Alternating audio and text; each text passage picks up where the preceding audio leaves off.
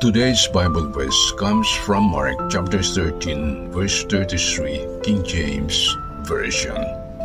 Take ye heed, watch and pray, for ye know not when the time is.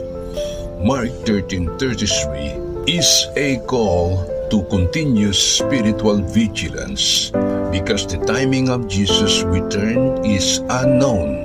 Believers are urged to avoid spiritual complacency, stay alert, and live ready for His return. Key points. Number 1. Take heed.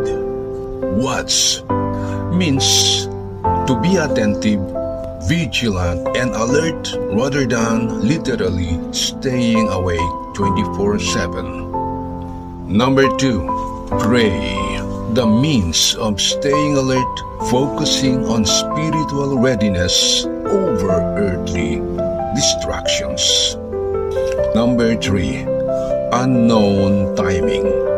The uncertainty of the hour is a deliberate motivation to maintain faithful service and daily preparedness, not a reason to worry about exact dates. Number 4. Context. It follows Jesus' teachings on the destruction of the temple and His second coming, serving as a warning against being caught unaware. In essence, the parable of the servants, verse 34 to 36, emphasizes that believers must work diligently until the Master returns.